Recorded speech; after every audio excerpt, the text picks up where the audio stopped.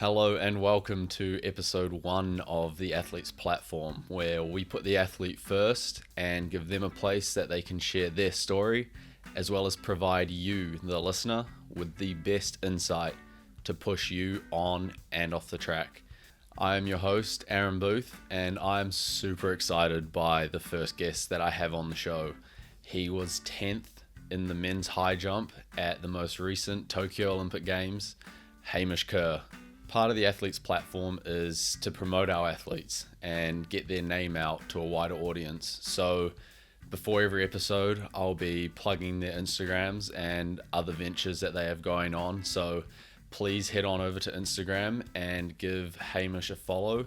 You can find him at The Real Flying Kiwi, as well as Jumpy Boys. That's Jumpy with a Y and Boys with a IZ. Please get on Instagram, support our athletes, support Hamish, give him a follow, and keep up to date with everything that he's doing on and off the track. As I mentioned, Hamish finished a very credible 10th at his first Olympic Games. He is the New Zealand record holder in the high jump with a jump of 2 meters 31, which is massive.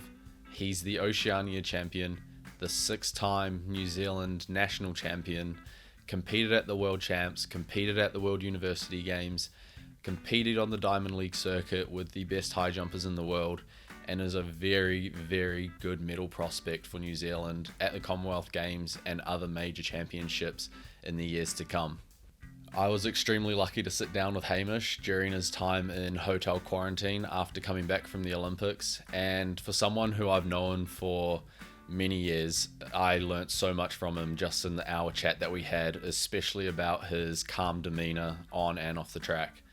On this episode, Hamish and I chat about the positive impact that diversity in training has had on his performance, not just at his youth, but also now as a professional high jumper.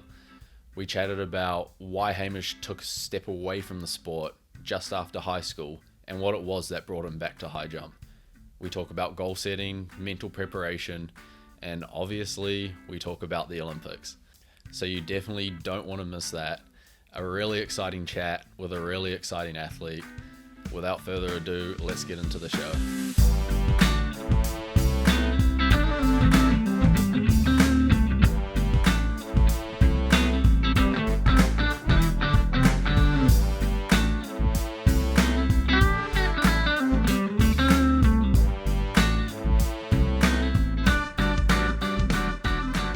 Mate, 10th at the Olympics, at your first Olympics.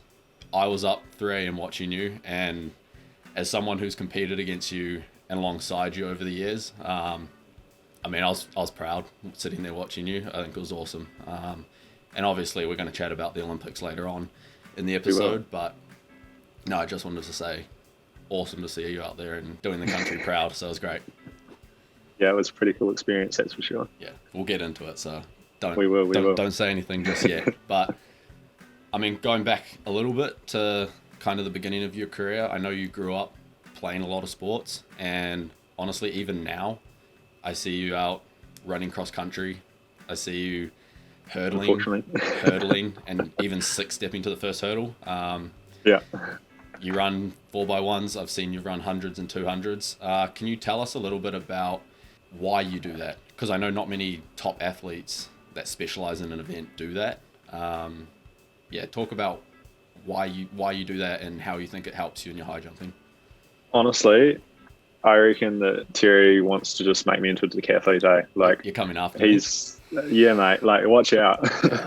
It's funny, eh? Like, I think that almost a little part of me kind of just resists sort of being a high jumper and being a sort of single eventer. Like, like you said, I grew up, I played a lot of sport, played rugby, football, I just did the whole Kiwi thing. Yeah. I just love the outdoors. I love getting out there, just being outside with my mates, playing in the forest and in the trees and climbing trees and just doing, stupid stuff like every Kiwi kid likes doing. And so yeah, I think, my relationship started as, like you said, a cross country runner. I did a little bit of that in the winter, and then in the summer I kind of did a little bit of distance running. I did some high jump, did a little bit of long jump. Yeah. Honestly, there were times there where I jumped into the throws at club night and just absolutely just embarrassed myself. But you've got the levers it was to just, throw. mate, I tell you, I've got the levers, but there's nothing on them. So, Oh man. yeah, it's a bit of a rough one. But yeah, I think that was kind of the way that I got into sport, and the way that everyone gets into sport is you just play shitloads of it and you just love it. Yeah. And I think that's kind of just stayed that way through my entire career. I don't feel like I am particularly amazing at what I do. I just love doing it. I just turn up every day and just have fun with it. And so even now, like you said, I do a little bit of running during the summer season. So in New Zealand, obviously, I don't really have much competition in high jump. Well, if any. Yeah. And so for me, I'm quite a competitive guy. I love getting those competitive juices flowing. And so that's kind of my outlet almost, is that I jump into the sprints and I jump into some events that I'm not necessarily that comfortable with, but I kind of go, you know what, like, test yourself. I think it's quite, test myself, and also just show.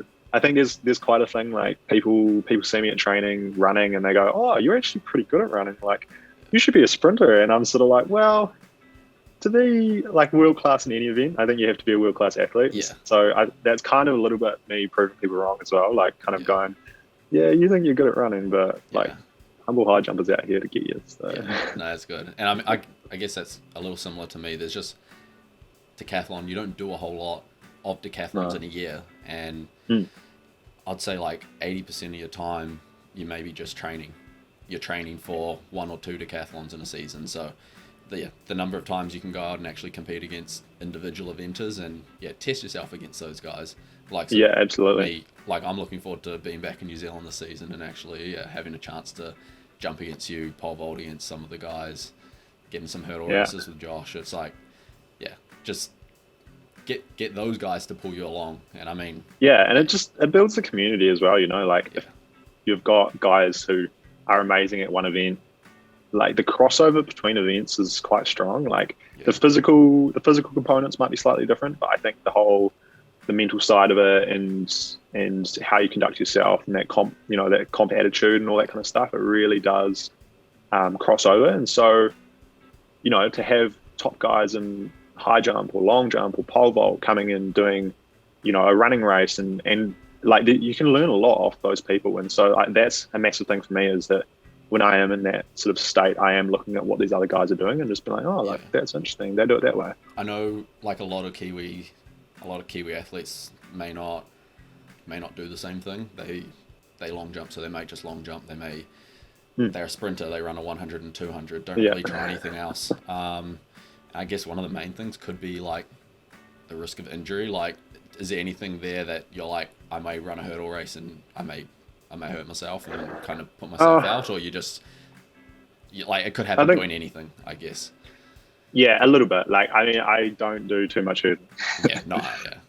Because of that exact reason. I have had a couple of adductor issues in the past, which have sort of come from hurdling, and so then I sort of am chasing my tail when it comes to the pointy end of the high jump season. But I think in New Zealand, like, and just, like, don't get me wrong, like I love being a Kiwi and I love what we do, but I think it's quite easy to lose perspective sometimes. We're stuck in this little bubble, of awesomeness. Like it's such a cool place to be, and it's there's some really cool competitions and there's an awesome community. But the thing is you get overseas and you realize that the physical attributes that all the top guys have is just next level. Like like being an amazingly physically gifted athlete is just that just gets you in the door. And so you've got guys overseas who could be running like the 100, for example, and they would be they would break our national record in the triple and the long and the 1, the 2, the 4.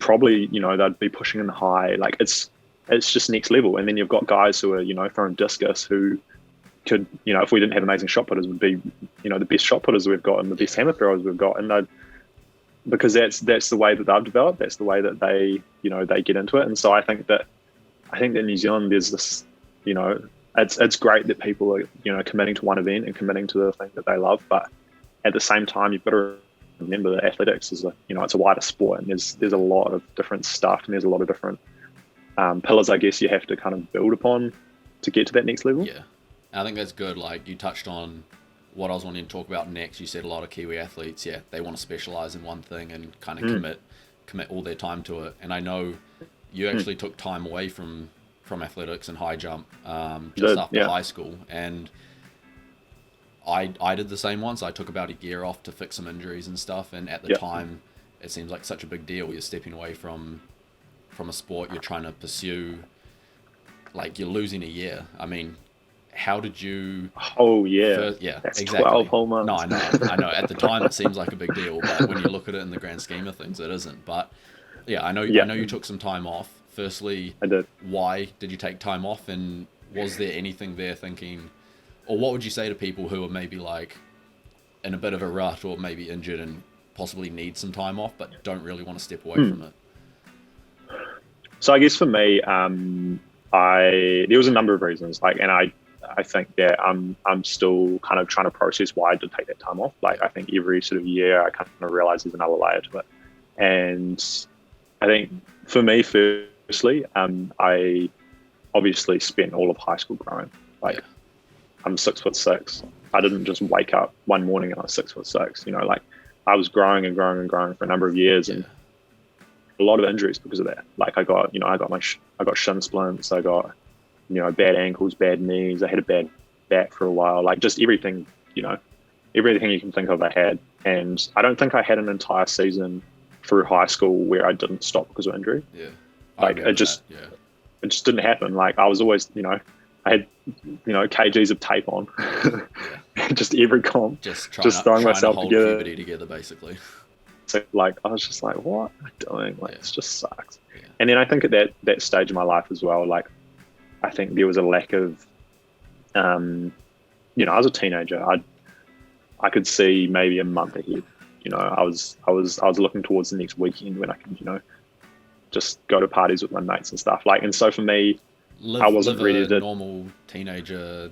Exactly. Life, I was just enjoying it. And so for me, like, athletics was something where if I wanted to make it to that next stage, which I didn't even know if I wanted to at that point, I was just like, I couldn't care less. I was like, really, if I wanted to, do this, I'm going to be doing probably 2 or 3 years of hard grind before I get to, a Commonwealth Games level or whatever level it was that I wanted to achieve. And so I was kind of, I just can't be arsed. And so I kind of used the guise of injury and of wanting to let my body heal, and of sort of going to uni.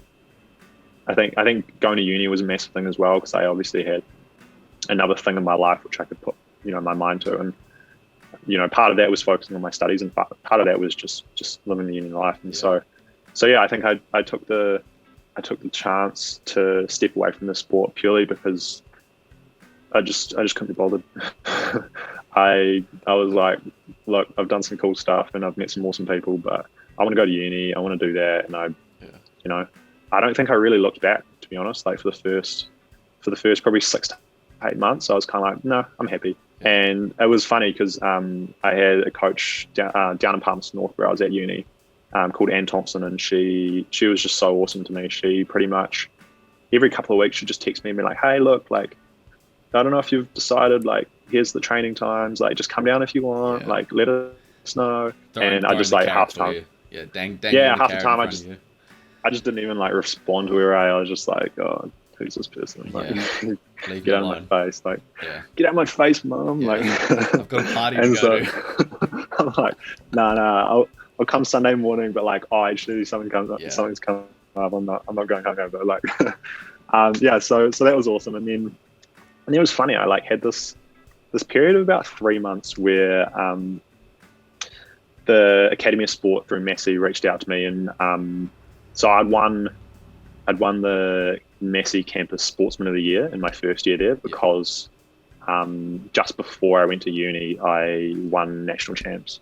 So the Open Champs, just fresh out of high school. I'd won secondary schools, which I remember fondly because you were in it. Yeah. And that was just such a cool comp. The last time I'll probably ever be competitive with you in high jump. I remember that competition. That's probably hands down. Man, that's still one of my favourite comps to this day. Probably probably the biggest crowd I've jumped in front of, and just like the best atmosphere ever. Yeah, Wanganui doesn't disappoint, eh? Yeah, no, definitely. It's always a good time. Yeah. So I had that, and then I won the under-20s at nationals, and then opens at nationals, jumped 214, which was kind of, I think it was like the 7th best jump in New Zealand history or something as an 18-year-old. Yeah. And so that was it. And then I just gave it up. I was like, no, that's it. Had enough. But anyway, because of those, I got the Massey Campus Sportsman of the Year. Yep. And, I went along and got my trophy and was like, thanks guys, a bit injured at the moment. Yeah. I might be back. Just been like, oh well, it's a free dinner. Great. Yeah. But then they reached out to me and they kind of were like, do you want to chat to some of our new athletes coming through? Because I think you've got, you seem to got your head screwed on, and I don't know why they thought that, but it just, it just happened that was what happened. And so I went along and spoke to some of the athletes, and then they were kind of like, oh, that was really good. Do you want to speak at the Massey Sports Awards? And I was kind of like I hated public speaking. Yeah. So I was like, oh, but that was one of my things that I challenged myself that year to be like, I think I need to, challenge the sphere of public speaking. And so I was kind of like, look, I kind of have to. And so I did. And throughout that process, I kind of met all these people who are like, oh, athletics. I used to do athletics like back in my day. And I was like, mate, you're like, the US, that's everyone. Oh, I ran track in high school. Oh yeah, I used all to these big fat old men, I used to throw the shot. I used to be 100 meters. Yeah. What do you throw? And then you tell them, and they're like, oh yeah. Yeah. They're like, oh, I won my school champs in year 3, and I'm like, and so it was funny. I had all those conversations, and it kind of made me realize, I was like, I don't want to be that person, eh? Yeah. Like, if I'm going to tell someone that I used to athletics, like, I want to be able to tell them I did athletics. Yeah. And so that kind of just started it off for me again. Yeah. Got in contact with my coach, and we set some goals, and I just started slowly, and off we went. I think the worst thing, I still remember this. I don't remember who it was, but I went to the gym at down in Palmerston North, just like the athletics club gym. Yeah. And it was like one of my first sessions back, and I was probably 20. I had quite a big ego. I was sort of like, big boys coming back. Big deal. And just won nationals. Yeah. And then this girl, she must have been like 15 or 16. And she was just like, it's pretty hard, eh? Like, don't worry though. Like, I remember when I just started, and I was like, you don't know who I am? No. Wait, I'm not a big deal in Palmerston North? And it just pissed me off. I was like, you're going to know who I am. I don't know about this. Yeah. Man, that's funny. That's so funny. And then, from there, you decided to come back, and I did. I mean, you were, before you left, you were a 214 jumper, and obviously things have changed. You moved from Palmy once you graduated. You're down in Christchurch now with Terry Lomax, and you jumped 231. I mean, that's a little bit higher. That's a big difference. And I mean, just for the average person, like, I mean, even for me, like, I jump high jump. And if I look at a 214 bar, it's like, okay, I can see how someone can get over that. But then looking at a bar that's up 230, 231, it's like, it's a bit different. How does anyone get over that? So, I mean, I guess from the time you had off to now, those big changes you've made, what do you put that down to, and how have you gone from being a 7-foot jumper to a 231 jumper and jumping at the Olympics? Yeah. Well, I mean, I guess the first thing is that, like, when I came back into the sport, like, that was my decision. Yeah. And no one told me that I had to, and no one pushed me into it. I made that decision. And so that's kind of what I hold on to when the going gets tough, and when I have hard times, is that, like, I know what life is like without my sport, and I made an effort to get back into it. You chose to high jump for you. Absolutely. And so for me, it's like, it's just easy, like I don't ever have doubts as to where my mind's at, because I've made that decision and I've committed. Yeah. And I think that's where I see a lot of athletes, they don't have that.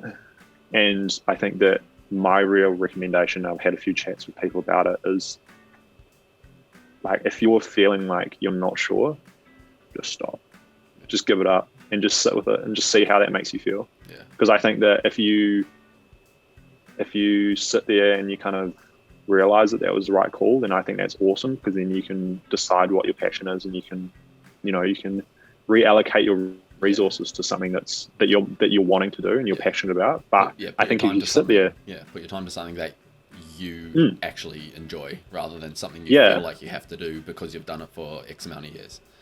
Yeah, absolutely. And I think also, like, I don't want to step on too many toes here, but like, you have to kind of work out whether you're doing it for you, or whether you're doing it for someone else. Because I think a lot of the time people are doing it for other people. Yeah, no, for sure. And so I think it's just really interesting, just sitting with that and kind of working out what you want in life, because I think that's really important. Yeah, and I think to piggyback off that and share my own experience, I guess through COVID, that was a big time where I was like, shit, I feel like I've had enough of this. Like, I was getting to the point where it was decathlon, there's just so much effort that goes into it, and like, do I really want to keep doing this anymore? And I think it took some forced time off, and even during that time, like, I just didn't want to do anything. I sat on my ass for 3 months and did nothing. And and at the time it was like, after those 3 months, I was like, honestly, I don't know if I want to do this anymore.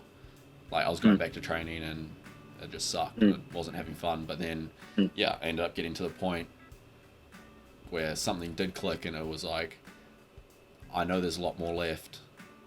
Like, I want to do this. Like, I'd made that decision, like you just said, that I wanted to do it for me, and just push myself, see how much I could get out of it. And I guess I spoke to Nick about this the other day, and it was more disassociating yourself from results and achievements and such. And just, for me, really, at the moment, is just, I just want to get better and see where I can get. It doesn't matter where I get to. Obviously, I've got goals, but at the end of the day, just, I'm doing it for me, and it's something I enjoy. And it's, look, you can't really ask much more than that, can you? No. I think that's the goal that you have to find, and I think that a lot of people don't understand that. The way that I kind of look at the whole goal setting process and results is, you make that plan, and you work out the roadmap of where you're going to go and how you're going to get there, and then you forget about it. That's it. You've done it. And then every day you just focus in on what you're doing at that one day. I think, like, for me, it's funny, like, I'm so bad at picking up new skills. Like, I just hate it. It frustrates the shit out of me, because like, like, I've been playing a little bit of golf at the moment, and I've been doing a little bit of uni, and just like all these little things that kind of just keep me ticking over. And I'm always thinking about that outcome, and I'm like, I wish I was like shooting in the shooting under 100 or in the 80s or whatever in golf, and I wish I just had that degree already and stuff. And it's like, I'm just so bad at getting into that spiral way. But it's actually like, well, actually, what are you doing every day which makes it interesting? What are you shooting at the moment, actually? Oh, you'd hate to know, mate. No, I usually play 9. I can't really be asked playing 18. But I've been shooting like about 50. Well, so maybe when you're up in Auckland or in Christchurch, whatever game. Come down. There's like the most courses per capita in the world here or something. In Christchurch, it's crazy. There's like 20 courses in Christchurch. No, we definitely play, mate. When I'm back, I'm definitely getting the clubs out and definitely having a hit. But that's my big thing this summer. I'm just going to be playing heaps of golf. So then we're transitioning from high jump to golf. Next year, next Olympics, Paris, you'll be got to pay the bills, mate. I know, track and field, and that's something I want to try and figure out, is how to get more people in athletics to, not necessarily make a living, but be able to get something from the sport and be able to like earn at least a little bit on the side. And that's really what I want to try and do with this, is give as many tips as I can from what I've learned in my program, the master's program here, and just try and figure out different ways. But I'm gonna completely segue, and now we're at the Olympic chat. obviously. So how do you make money from athletics? Yeah. We talk about that Go to later. the Olympics. But no, obviously you've been to the likes of World Unis a couple times. You've been to World Champs. You've jumped at Diamond League. You've jumped at the Olympics. First, how It's a bit weird when you put it that way. Yeah. I just feel like I just jumped. Yeah. But yeah, when you did step out onto the track in Tokyo, what was it like? Yeah, it was crazy. Like I think nothing will ever prepare you for that. Yeah. Like I think you can talk about it with people and you can understand, where past Olympians have come from, and you can put all your processes in place around big comps and understanding. But when you get out there and you see the rings and you see the stadium, there wasn't many people in the stadium, but you still see that stadium, the track, and I think you definitely have to take a moment to just take a deep breath, take it all in. Yeah.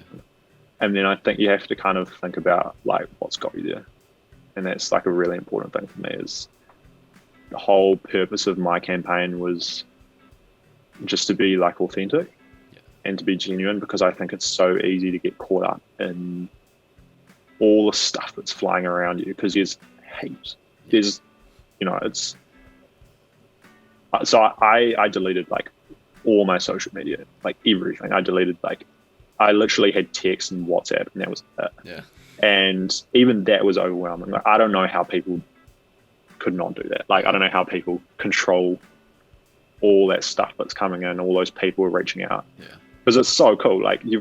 You've worked however long it's taken you to get there. For me, it's, once I committed after uni, it's been about, 3.5, 4 years. But, I was playing sport all my life. So, for me, it's pretty much a lifelong thing. Yeah. And suddenly you're getting all this validation. Yeah. Everybody is just just getting on you, just being look, I just wish you the best. It's so cool. And it's just so overwhelming. Yeah. And you haven't even started competing yet. No. You haven't even, that's before you even get there. Yeah. And then you get there, and then there's the media and the questions around performance and outcome. Yeah. And you've got all those other athletes there. And I think that,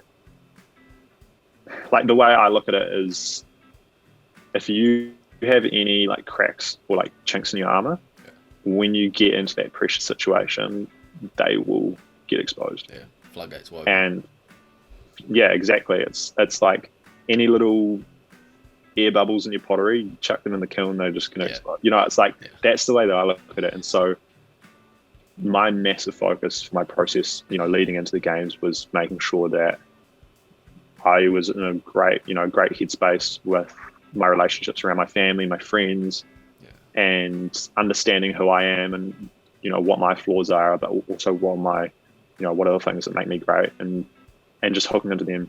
Yeah. And that was all I was trying to think about, just, rotating my head.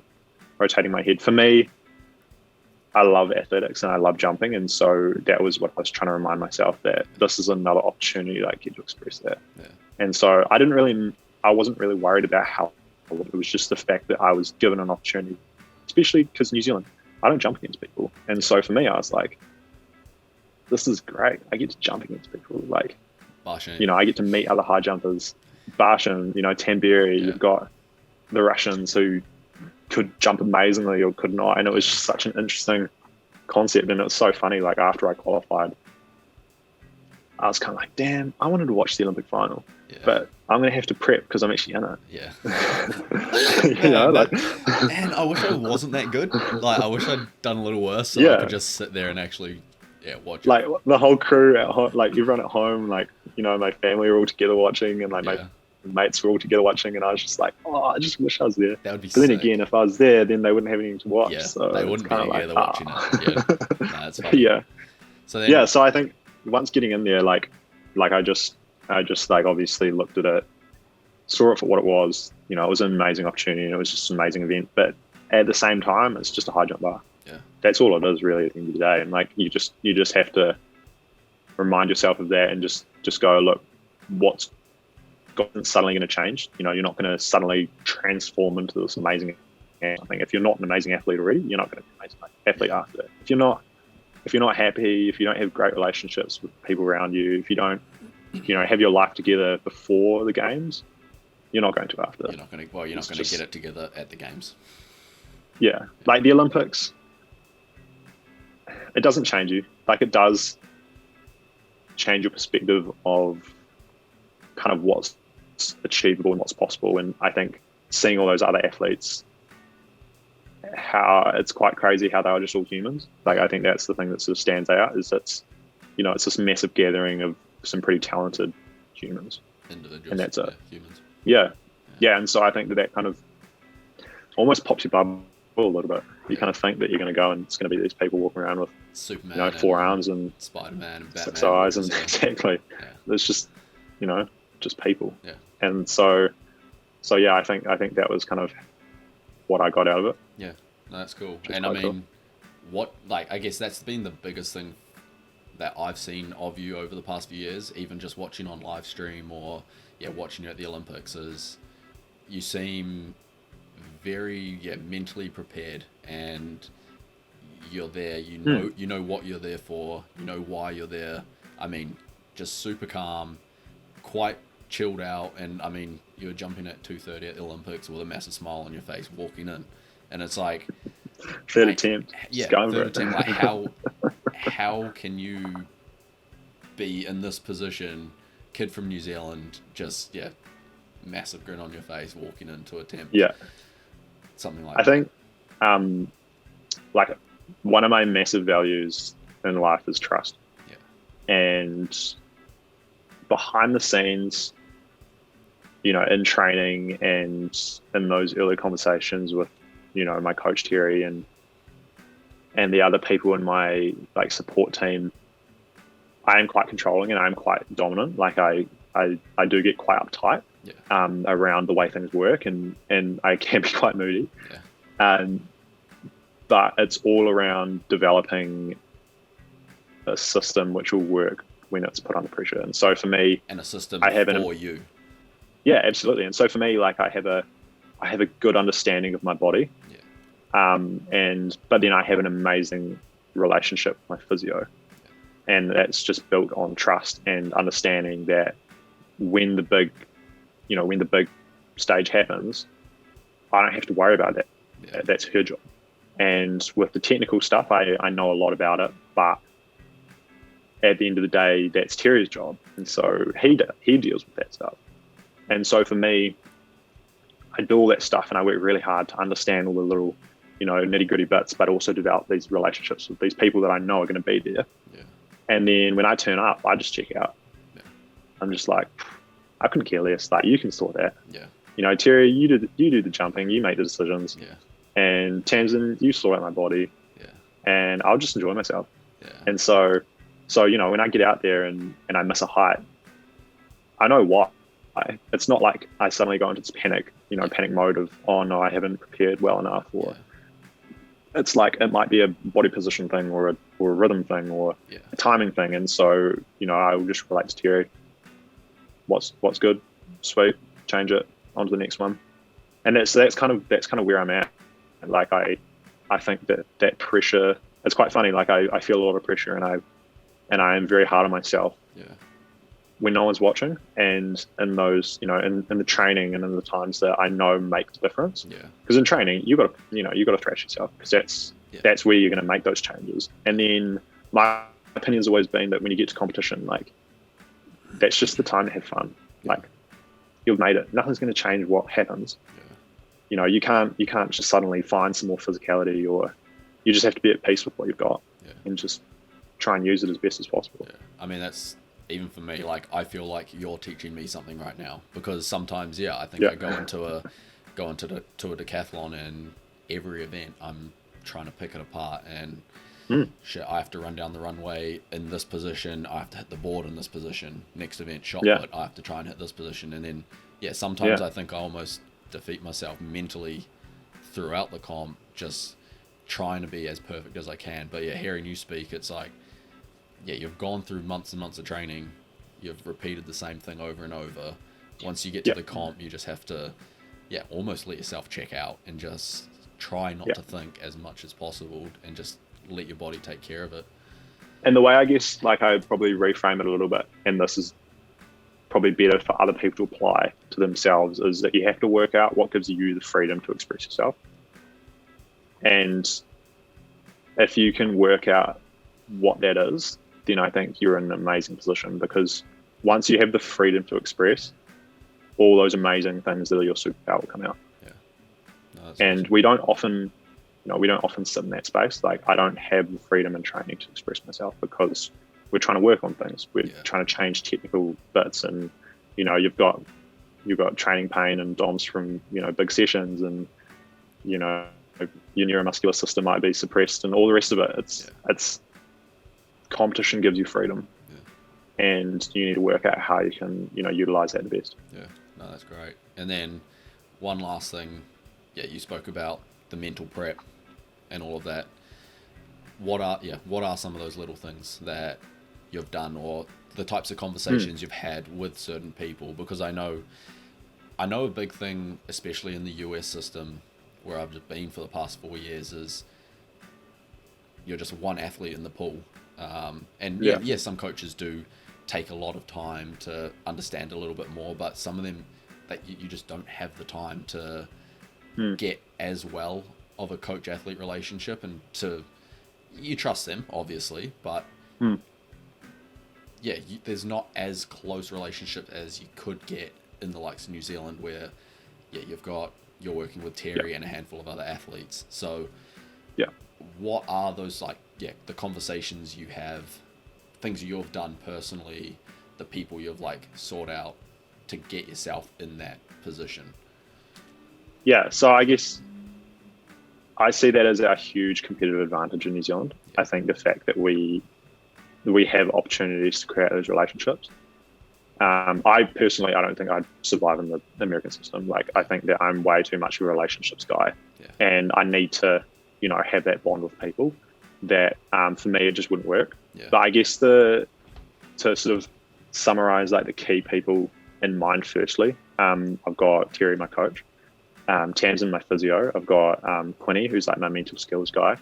I've got Bex, who's my nutritionist, Anna, who's my life advisor, Maddie is my biomech, and then I've got the wider training group as well. So I train with Max Atwell, who's a decathlete, Maddie Wilson, heptathlete, Keely, Marcus, high jumpers, and then a range of other people. And then I also have another sort of James Sandlands, who is a hurdler. He also does a little bit of coaching with our group, and so he's sort of I bounce off him sometimes. And I think probably the key thing that I got told by Quinny, who's my mental skills guy, and this was the first time I met him, and excuse the language, but he sat me down and he talked to me about, he's like, look, what's your story? Where have you come from?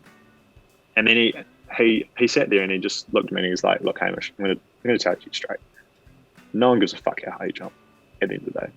All they're going to care about is whether you stay true to your values, whether you have good relationships with your friends and good relationships with your family. And that's the thing that gives me the freedom to express myself, is that when I go into a competition, I know that my friends and family have seen how hard I've worked for this moment, and for them that's the win. For them, they see that and they go, that's so cool that he's put all that effort in and he's made those hard things and those big changes to get to the amazing stages that I'm getting to. And so I know that I have, I could bomb or I could do amazingly well. That's still gonna love me. I could win an Olympic gold and they're not going to love me anymore. No. I could no height and they're not going to love me any less. Exactly. It's just, and so it's kind of like that gives me the freedom to just go, after this competition, I'm still going to have an amazing support team, and I'm going to still have all these people that I just love spending time with, and I love, being around. And I think that's just the way that you got to live, because it's like, it doesn't matter how amazing of a performance you do, or in anything in life, you could have the best day of your life. You're still going to wake up the next morning and just life goes on. And so you've got to enjoy those, those things those little things that make it worth it. Yeah. And that's weird coming from so often people put so much emphasis on their own performance they want to do good to not let people down, but I guess you just have to. If you feel like you're going to let people down, then you've got the wrong people in your life. Yeah. I mean, it sounds like as long as, for you at least, as long as you know in yourself that you've put in the work, the only opinions that matter are those that are actually close to you. Absolutely. Which I think is super important. People on Instagram, people on TikTok, even other athletes in New Zealand that you may compete against often, like they don't see what's going on behind closed doors. And you've spoken a lot about trust, relationships with friends, family, coaches, support staff. And I think you have to get to a point as well where you have to disconnect caring about people with caring what they think about you. Yeah. Like, I'm saying, like, there's people's opinions who I wouldn't really care about. Like, you talk about people on social media and other athletes and stuff, and if they're not directly part of my program, like, I'm not going to lose sleep over what they think. Yeah. But it doesn't mean that I don't care about them. Yeah. That's the difference. I think that's big. I haven't heard of that or haven't thought about it in that way. But no, I think I'm going to make a note of that, and I think use it. Chuck it down, mate. Yeah, that's awesome. It's not my idea, but I mean, it's not original, but chuck it in. You're the one that shared it here with me, so I'm going to let it be yours. One last thing, you've probably already touched on it, but what's the one piece of advice for people out there, athletes, whoever? I think, like, be happy with who you are as a human before you're happy with who you are as an athlete. Yeah. I think that's my biggest thing, is that if you can't wake up every morning and feel like you're living genuinely and you've got some amazing relationships around you, which have come from the fact that you are a good person, then I don't think you're going to make it as an athlete. Yeah. You need to sort your, you got to sort your shit out at home before you can really express yourself. Yeah. Beauty. Love that. Big fella, Hamish, thank you so much again. Super proud of what you've done. Even if you're no-heighted, still would be proud of you for even getting there. But thankfully I didn't. A massive thank you once again to Hamish for coming on and being the first athlete I've had the privilege of interviewing here on the Athletes platform. Please go give him a follow, The Real Flying Kiwi and Jumpy Boys on Instagram. And while you're there, please check out the Athletes platform Instagram page. Jump on the YouTube channel, jump on Spotify, jump on Apple Music, wherever you're listening. Please give us a follow and please share your thoughts. The way that we can make this as good as possible for you, the listener, and give you the information you want to hear is by hearing your thoughts. Comment what you think, comment what you want to hear, and please, please, please continue to share this with people who you think will enjoy it. I wasn't going to give a teaser to who the next guest was, but I was too excited, so I had to anyway. So look out for the episode next week where I chat to someone who brought home a gold medal from Tokyo this year. Please comment who you think it's going to be and look out for it next week.